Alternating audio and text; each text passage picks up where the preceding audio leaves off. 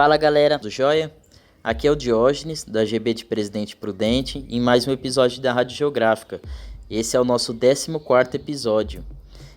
Antes da gente começar a entrevista de hoje, eu vou compartilhar duas coisas boas com vocês, duas novidades aqui nossa. A primeira é a que nossa equipe cresceu, ela praticamente dobrou. Isso é uma novidade muito boa, né? Porque melhora as nossas condições de trabalhar, de estar em contato e produzir materiais novos para vocês. E a partir desse episódio de hoje, vocês vão começar já a ouvir essas vozes novas. E hoje, nesse 14º episódio, a gente já vai apresentar uma dessas pessoas novas. Chega mais com a gente, Esther, e se apresenta aí para a galera. Olá pessoal, eu sou a Esther, eu estou no primeiro ano de Geografia na Unesp de Prudente, sou militante do Levante Popular da Juventude e agora sou uma das novas vozes que vão aparecer por aqui. Desde já, eu gostaria de agradecer o convite e queria dizer que é um prazer compor a equipe desse projeto tão legal e importante que é a Rádio Geográfica, né? E também queria parabenizar a galera que tem construído esse podcast há mais tempo. Bom, o episódio de hoje foi construído por mim e pelo companheiro Diógenes e já a gente vai explanar sobre o tema que a gente vai estar abordando nesse episódio. Seja bem-vindo, Esther, muita gratidão em poder contar com sua participação aqui na Rádio Geográfica. Valeu por somar conosco. E aí, galera, nos próximos episódios vocês vão conhecendo a galera que está compondo aqui a nossa equipe, as pessoas novas. E a segunda novidade que eu gostaria aqui de compartilhar com vocês é o trampo da galera lá da GB de Juiz de Fora, que no último dia 13 estrearam o podcast Entre Espaços. Mais uma importante iniciativa para dialogar com a comunidade geográfica. Fica aí a nossa saudação, nosso parabéns aí, compartilhar aí esses desafios com o pessoal lá de Juiz de Fora no podcast, aqui nesse espaço de diálogo com a sociedade, com a academia, com as pessoas em geral. Então, quem não conhece ainda, acessa lá, está disponível no Spotify e no canal do YouTube da GB lá de Juiz de Fora, o podcast Entre Espaços. Rádio Geográfica, podcast de educação, ciência e cultura.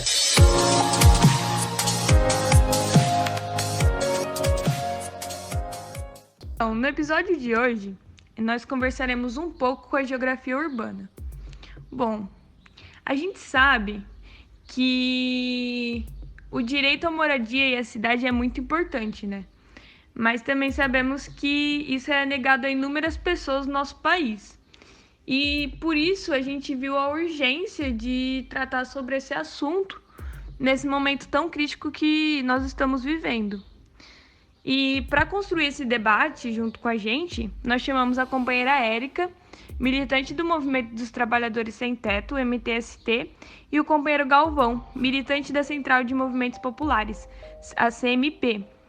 E desde já nós queremos agradecer os companheiros pela disponibilidade e por terem aceitado nosso convite.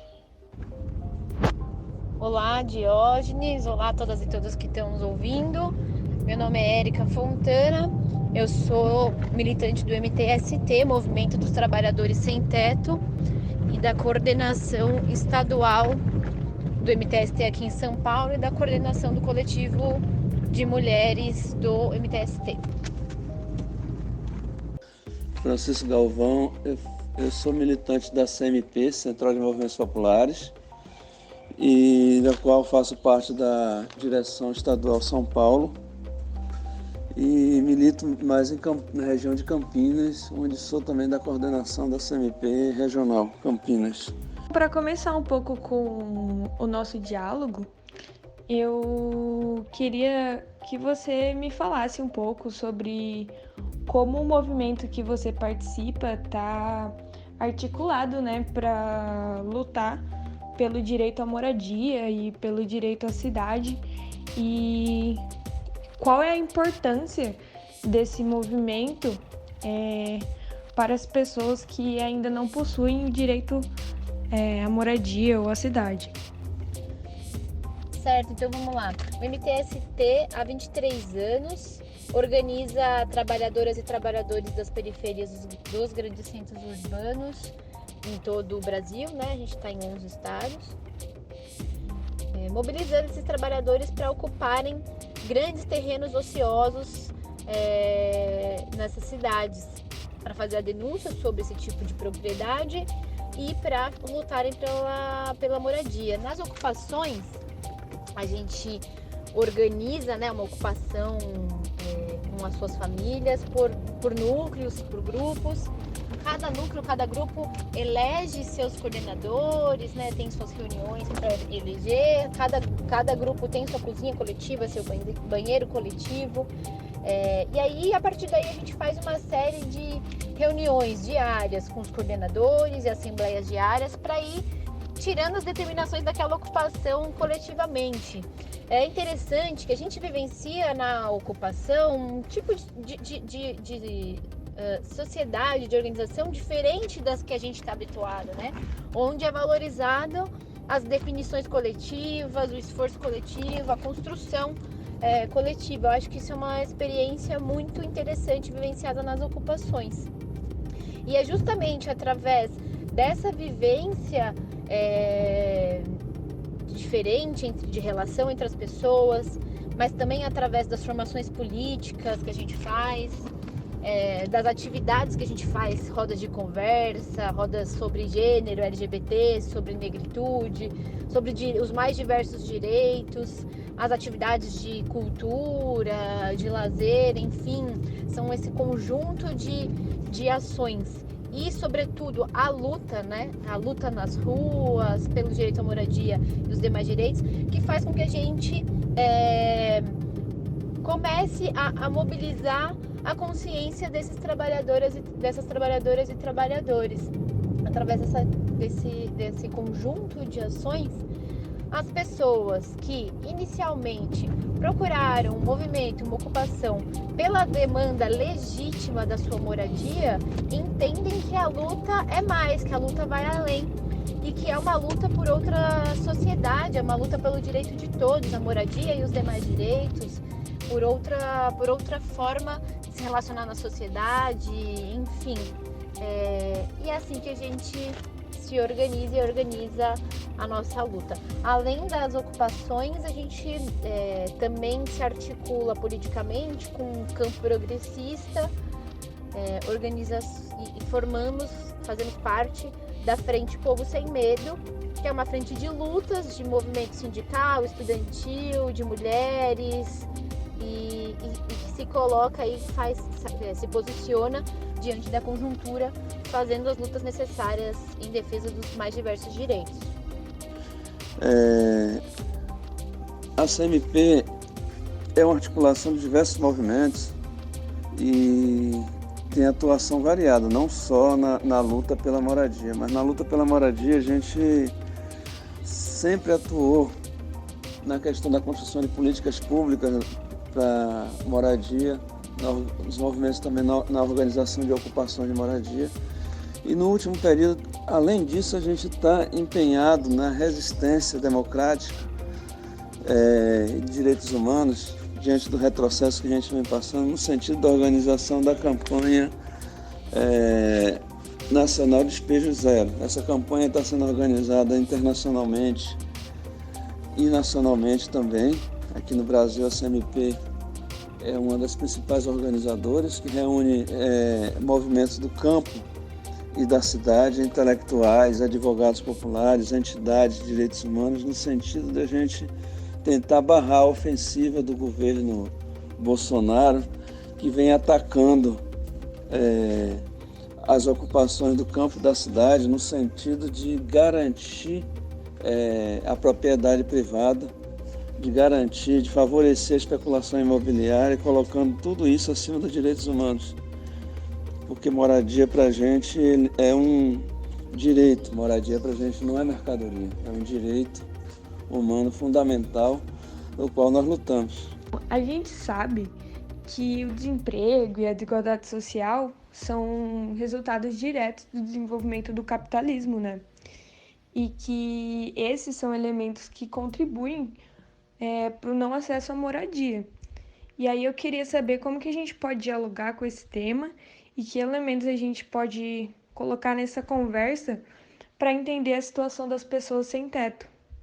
Sobre o sem-teto, acho que é importante colocar logo a princípio que ninguém escolhe ser sem-teto, que ninguém gostaria de morar numa ocupação, que não é a primeira opção de ninguém, que eventualmente uma família procura uma ocupação ou vai morar na rua por desespero e por falta de opção. E quem são esses sem-tetos, né? São famílias de trabalhadores periféricos ou trabalhadores informais precarizados, mães solo que têm dificuldade de dar conta do sustento dos seus filhos, famílias inteiras que coabitam em um cômodo, 2 cômodos, famílias que no fim do mês têm que escolher entre pagar um aluguel ou colocar um alimento na mesa, famílias que moram em área de risco, enfim, né?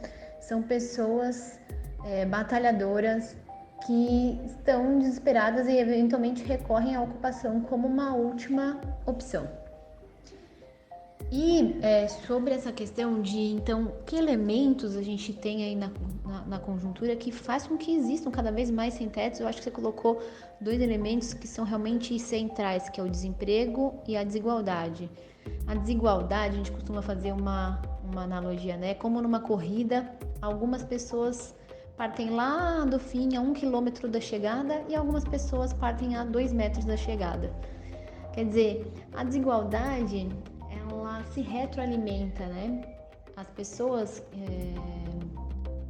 há milhares de famílias, né, no Brasil que já sofrem com inúmeras questões sociais e já partem do momento de desigualdade de oportunidades mesmo. Então, tem menores oportunidades de ter boa alimentação, ter uma moradia, ter acesso à saúde de qualidade e ter acesso à educação de qualidade.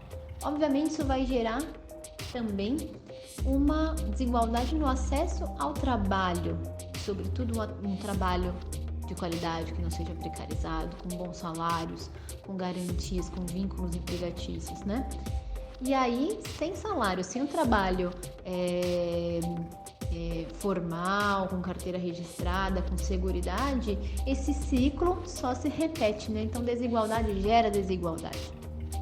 Mas um outro elemento que eu acho que é importante a gente colocar é o seguinte: aqui no Brasil, por exemplo, a gente tem 7 milhões de sem-teto, 7 milhões de famílias que são sem teto. E a gente tem 6 milhões de imóveis abandonados, que não cumprem função social. Então, isso escancara um outro elemento de produção, vamos dizer assim, de uma massa de sem-teto, que é essa lógica da cidade em que as pessoas pobres são marginalizadas, são expulsas de áreas centrais, vão sendo jogadas cada vez mais para áreas periféricas, onde há pouco acesso aos serviços públicos, né? Enquanto o centro e as áreas mais próximas ao centro são reservadas à população de alta renda. Então a lógica da cidade escolhe, a lógica da cidade posiciona onde ficam os ricos, onde ficam os pobres. A lógica da cidade privilegia o lucro de poucos. A lógica da cidade mantém o privilégio de poucos em detrimento da qualidade de vida da imensa maioria da população. E é por isso que dentro do MTST a gente fala que a gente faz a luta por moradia, mas não só. A gente faz a luta por uma ampla reforma urbana, né? Onde todas e todos tenham direito à cidade, tenham direito, acesso aos bens da cidade, aos serviços públicos. Essa é a nossa bandeira. A questão da falta de moradia, ela tem raízes também nessa questão da desigualdade social, do desemprego, mas tem raízes muito mais profundas também, que é na própria formação do Brasil, né, que veio de uma formação colonial escravocrata, de uma divisão social muito grande, em que as elites não abriram mão da desigualdade social, mantiveram toda essa população negra e a população mais pobre sem direito a nada. E esse apartheid social disfarçado que a gente tem gerou toda essa situação de desemprego. E a tentativa que tivemos de fazer reforma agrária a partir de João Goulart, a reação da elite brasileira foi tão forte que culminou num golpe militar, né? Então, se a gente tivesse feito na década de 60 a reforma agrária, a gente não estaria nessa situação tão grave de desemprego, nessa situação tão grave de falta de moradia, de cidades tão cheias de gente, sem estrutura para suportar tanta gente. Então foi essa opção que as elites fizeram e as consequências estão aí, né? A gente sabe que nesse momento de crise sanitária, né, a conjuntura agora da pandemia, e onde a gente observa que tem uma falta, o Estado não chega até essas pessoas em situação de rua, essas pessoas que não têm moradia e que acabam sendo pessoas de grupos sociais mais vulneráveis à contaminação, a perder as suas vidas por causa da pandemia do Covid-19. Gostaria que você comentasse um pouco sobre essa situação específica das pessoas em situação de rua, que não têm acesso à moradia e os riscos que elas têm de serem contaminadas, e se você tem alguns dados, alguma análise que você pode compartilhar conosco sobre essa situação. Pois é, Diógenes, essa coisa do fique em casa, mantenha o isolamento, não funciona igual para todo mundo, né? Essa população de rua, primeiro, não tem onde se abrigar, não tem um lar para voltar e para se higienizar, para tomar os seus cuidados, e não tem como parar de tentar fazer o seu bico, o seu trabalho informal, precarizado, porque é daí que sai o seu sustento diário e elas não têm nenhum tipo de proteção nesse sentido. Então nós estamos falando de uma população extremamente vulnerável, que é vulnerável por vários motivos, pela falta de habitação, de moradia, de acesso à higiene, à água limpa, a álcool gel, máscara, por falta de acesso ao alimentação e, inclusive, de alguma forma, falta de acesso ao SUS, porque nós sabemos, e olha que é importante a gente lembrar, a pandemia externalizou, escancarou isso, quão importante o SUS quão importante a gente defender o nosso sistema único de saúde, mas a gente sabe que a população de rua, muitas vezes, é maltratada e desrespeitada quando acessa um serviço de saúde. E sobre os dados, essa população é tão marginalizada, tão excluída, que quando você vai procurar dados é difícil, a gente não acha muita coisa. Então é difícil a gente estimar o valor exato, o número exato de moradores de rua. Mas, segundo dados do IPEA, essa população cresceu 140% a partir de 2012, chegando a quase 222 mil brasileiros em março desse ano. E, além desse cenário todo complexo, a gente sabe que com a pandemia a população de rua aumentou ainda mais. Porque com a necessidade de quarentena, isolamento, as pessoas e a crise econômica colocada, né? As pessoas que muitas pessoas perderam o emprego, muitas pessoas que viviam de bico e de trabalho informal não tem mais sua fonte de renda. E isso tudo coloca pra gente, todo esse cenário complexo, a necessidade da gente, né, enquanto organizações de esquerda, coletivos de esquerda, enquanto pessoas críticas, né, a necessidade de lutar para que os governos implementem políticas públicas de proteção a essa população, como abrigamento, acolhimento em hotéis, distribuição de alimento, de máscaras e de produtos de higiene. Essa luta é uma luta necessária. Além disso, a gente tem visto várias iniciativas de solidariedade, como, por exemplo, as do MTST, as do MST, o padre Júlio Lancelotti, que é um grande exemplo de generosidade, de solidariedade com as pessoas em situação de rua, os irmãos de rua, né? E então, quão importante é a gente fazer a luta, mas ao mesmo tempo também ter ações de solidariedade para tentar dar algum tipo de apoio e de suporte para essa população. Então, o desemprego, ele faz parte da própria estrutura de funcionamento do capitalismo, né? Então, manter uma fração da população desempregada tem a ver com a lei da procura e oferta. Então, manter uma grande quantidade de gente, um exército industrial de reserva muito grande desempregado, faz com que o valor da mão de obra se mantenha baixo, é uma forma de regular o valor da mão de obra. E, infelizmente, o desemprego ainda piora essa situação de desigualdade social, porque as pessoas já não têm moradia e desempregadas ainda não terão condição de pagar sequer um aluguel.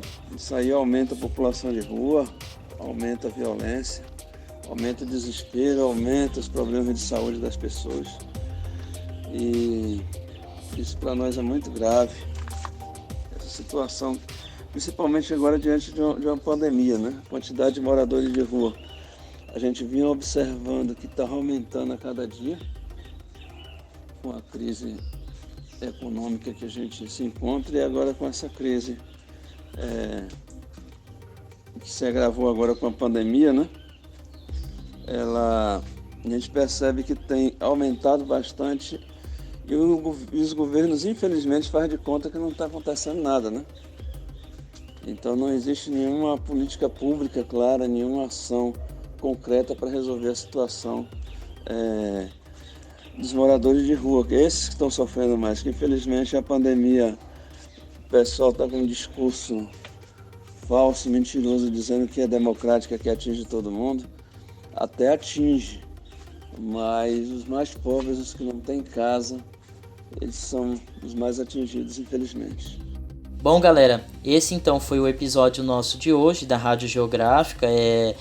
Gostaríamos aí muito de agradecer a participação da Érica, a participação do Galvão, que disponibilizaram um tempinho aí para relatar um pouco da sua militância, do trabalho que os movimentos sociais têm feito na luta pela moradia, né, que é um direito.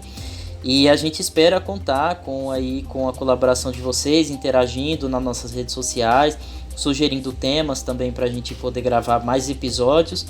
E nos próximos 15 dias aí, uma nova equipe, uma nova dupla vai estar aqui para poder apresentar um novo episódio e com participação de mais uma pessoa nova aí na nossa Rádio Geográfica.